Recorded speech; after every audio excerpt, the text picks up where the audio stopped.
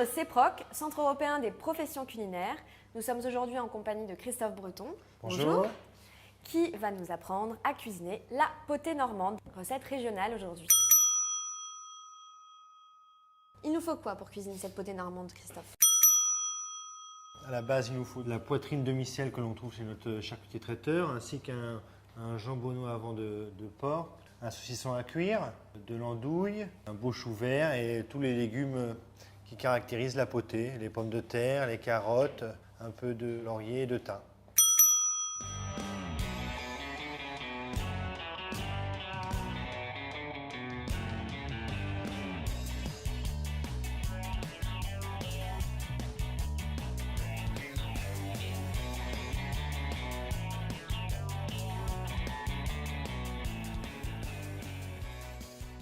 Donc on commence par la viande. Alors au niveau de la poitrine, bon là c'est un gros morceau, qu'est-ce qu'on demande à notre charcutier traiteur? Parce que c'est de la poitrine demi-sel. Il faut bien lui demander à votre charcutier depuis combien de temps elle est au saumure, au sel, pour savoir si c'est plus de 24 heures. Il faut qu'on la fasse dessaler à l'eau courante, sous un filet d'eau, on la laisse tremper pendant une bonne heure. D'accord, et si ça fait moins de 24 heures, en théorie on n'a pas besoin de dessaler, Tout à fait. Ça va. Donc c'est parti, jambonneau et poitrine. Dans le lot, on va mettre de l'assaisonnement, du sel, du poivre et une petite garniture aromatique pour apporter du goût. Laisse cuire à frémissement pendant 35 à 40 minutes. Parfait. Donc on va éplucher les carottes.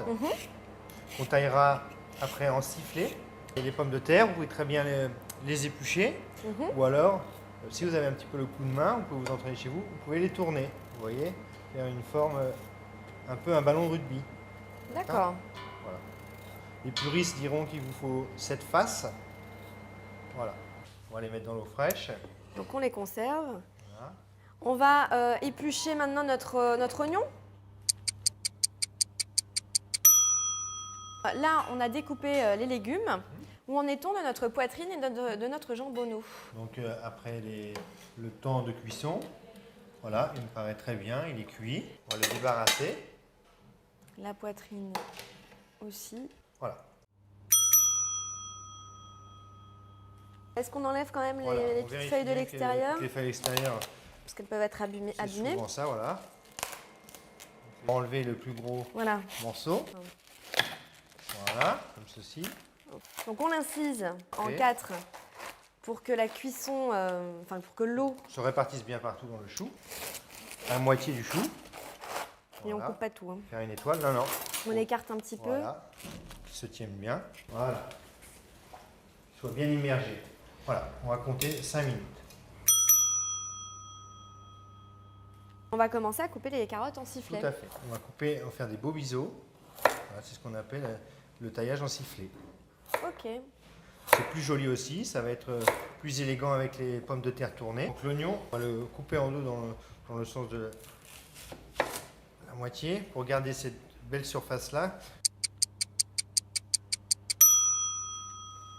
On retire le chou, on le laisse de côté. Voilà. Maintenant qu'on a sorti le chou, il va falloir qu'on colore un petit peu nos oignons. Voilà. On va mettre un filet d'huile d'olive. Un filet d'huile d'olive. Ce qu'on recherche, c'est vraiment juste avoir une coloration. On va monter à feu vif et on va laisser un petit peu colorer. On va bien couper. Moi, je vais me mettre à votre gauche, comme ça je vais pouvoir surveiller les oignons. 4. Chez les oignons et voilà, ils prennent une bonne couleur brune. On va prendre une grande casserole. Une grande casserole. Voilà. On va commencer par mettre la poitrine Entière. Voilà. Le jambonneau Le aussi. jambonneau aussi. Le chou. Carottes. Les carottes. Voilà. Quelques baies de genièvre. Un peu de poivre en grain. Du laurier. Toujours une feuille pour 10 litres à peu près. Un bon bouquet de thym. Voilà, c'est très bien. D'accord, donc quand ils sont comme ça, Voilà. ils sont bien. Voilà. On va rajouter des clous de girofle, mais on va les piquer dans les oignons. On va inciser et le piquer. Oui, parce que finalement, l'oignon, il va donner le goût et la couleur, en fait. Tout à fait. Donc on peut mettre les oignons dedans. Donc là, on va commencer par mouiller notre potée avec Du du cidre. cidre. On met le litre, On met le litre. voilà. Et on va compléter avec de l'eau fraîche jusqu'à hauteur. On met de l'eau fraîche jusqu'à hauteur. Voilà. On assaisonne, fleur de sel ou gros sel. Ok. Et nous allons laisser cuire maintenant.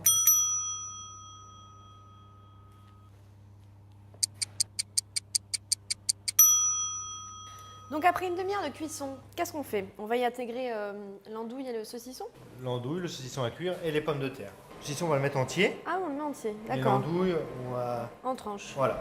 On va se couper 2-3 tranches.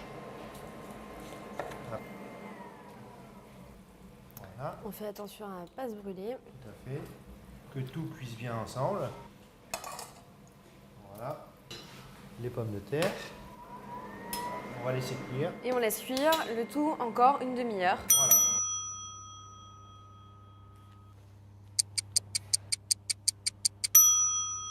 La demi-heure est passée, Christophe. Voilà. On a fini notre cuisson. On va dresser nos plats.